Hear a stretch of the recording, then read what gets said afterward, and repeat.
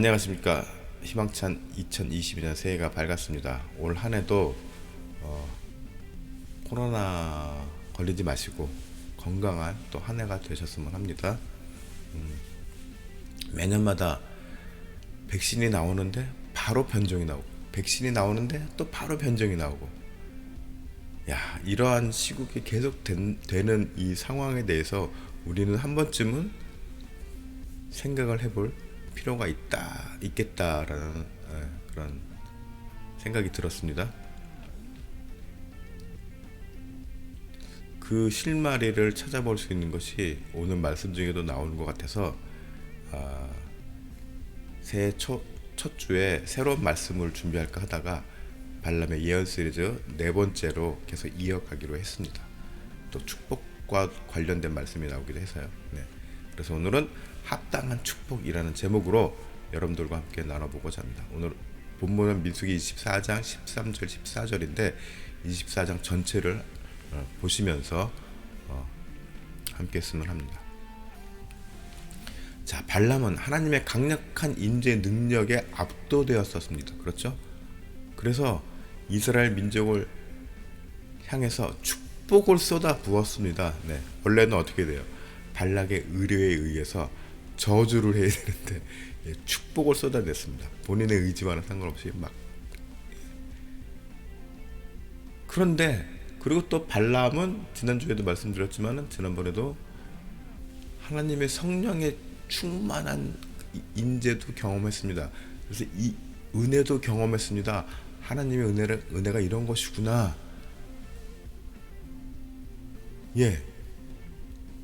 그런데 놀라운 것은 그럼에도 발람은 하나님으로부터 받은 거룩한 그 영의 성령 충만함에 온전히 굴복하지 않았습니다.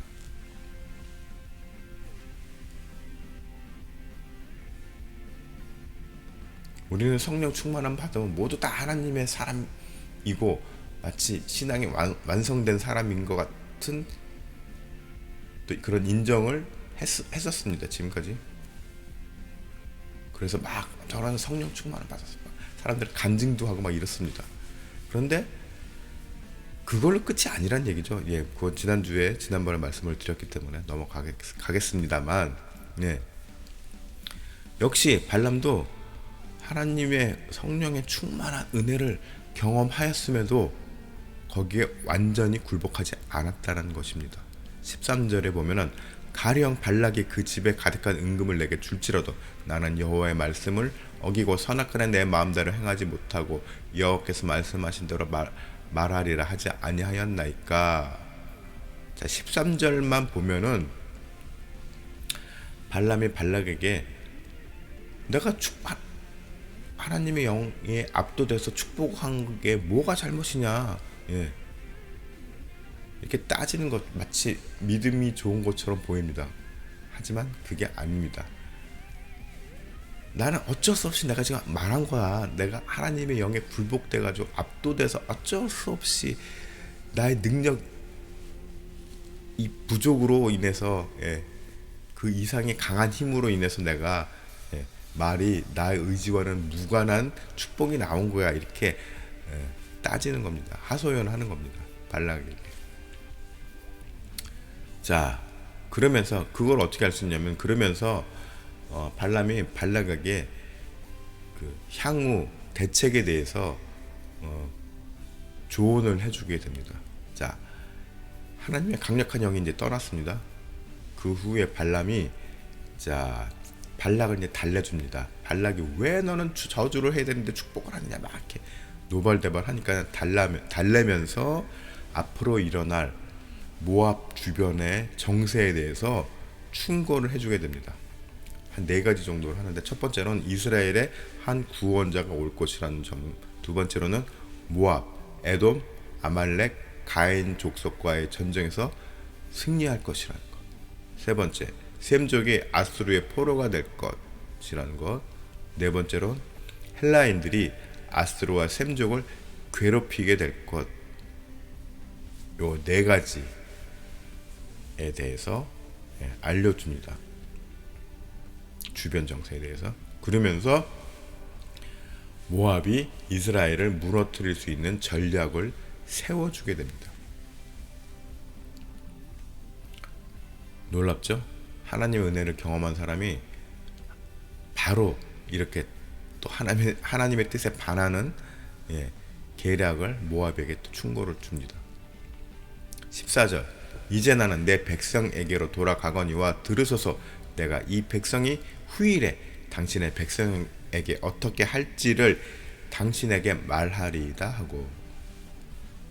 자, 이 말씀은 민수기 31장 16절에서 이루어지게 됩니다.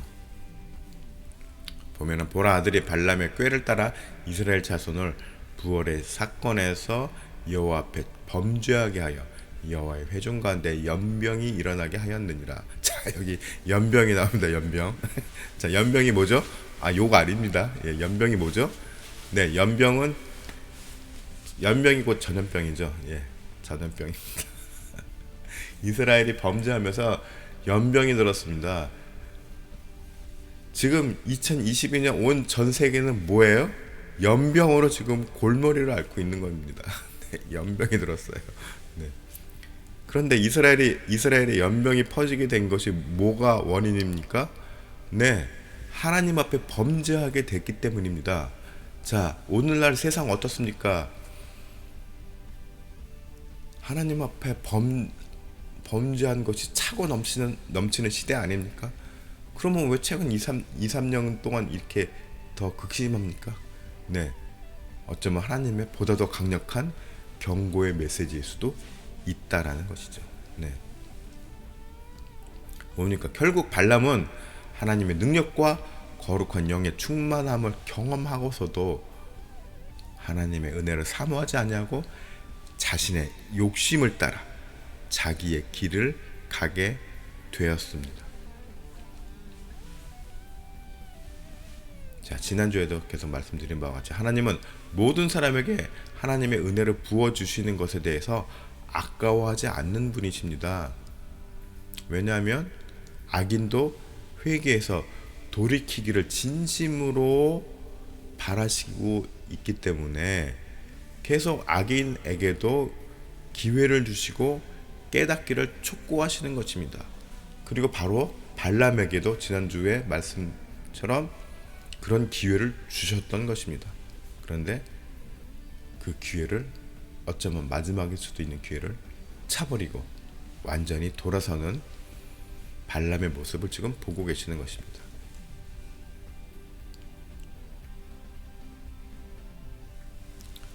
에스겔서 33장 11절 보면은 하나님의 심정이 바로 나옵니다. 너는 그들에게 말하라. 주 여호와의 말씀이니라. 나의 삶을 두고 맹세하노니. 자, 창조자이신 절대자가 이런 얘기를 합니다. 나의 삶을 두고 맹세하노니. 나는 악인이 죽는 것을 기뻐하지 아니하고 악인이 그의 길에서 돌이켜 떠나 사는 것을 기뻐하노라.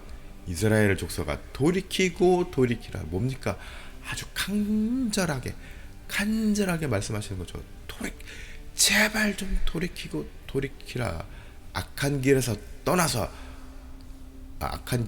떠나라. 어찌 죽고자 하느냐 하셨다라.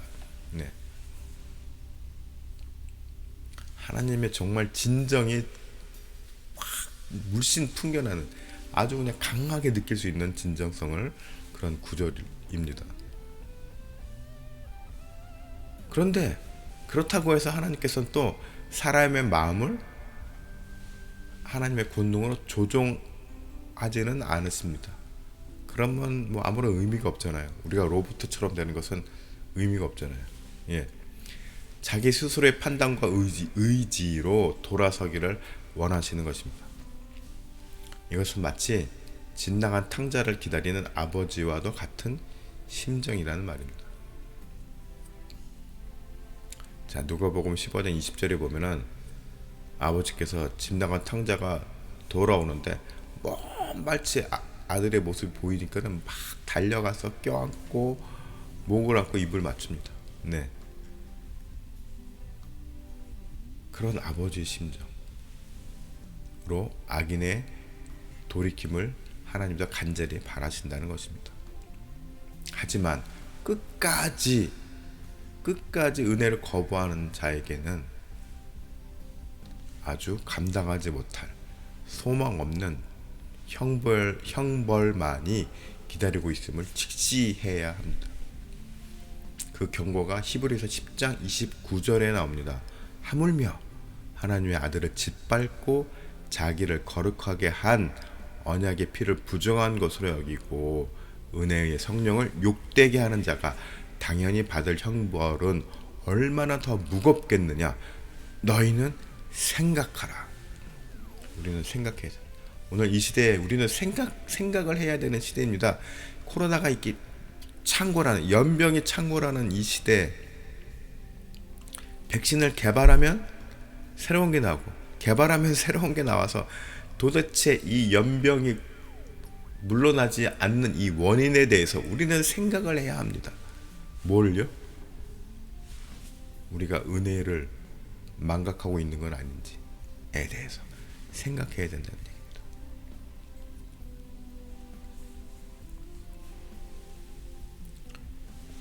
자, 오늘날에도 하나님을 믿는다고 하면서 사람 간의 갈등을 부추기고 사회의 혼란을 부추기는 사람들이 많습니다. 또 이들이 혹은 방언을 하기도 하고 때로는 신유, 병자를 고치기도 하고 하는 여러 가지 기적을 일으킨다 한들 이것이 하나님을 진심으로 믿는다는 것으로 여겨질 수 없다라는 말입니다. 왜냐하면 내가 성령을 받았다고 하면서 내가 하나님의 아들이다 라고 하면서 반대로 역설적으로 성령을 욕되게 하는 자들이 많다는 것이죠. 이렇게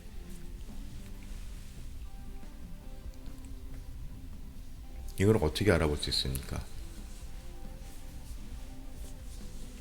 하나님의 영을 받은 사람들은 온전히 그 열매를 맺는 사람들은 어떤 사람들입니까? 인내를 하는 사람들입니다. 인내할 줄 알고 또 사랑하고, 사랑에는 희생이 포함되겠죠. 또 진정한 성령께서 주시는 내재적 기쁨으로 희락하고 또 화평을 도모하는 사람들입니다. 이런 사람들이 진정 성령의 은혜의 열매를 맺는 사람들이죠. 누군가를 짓밟기보다는 차라리 내가 밟히고, 누군가를 음해하기보다는 차라리 내가 억울함을 감수하며, 권력과 이권을 쫓기보다는 그 아래에서 신음하는 사람에게 더 주목하는 삶, 진정으로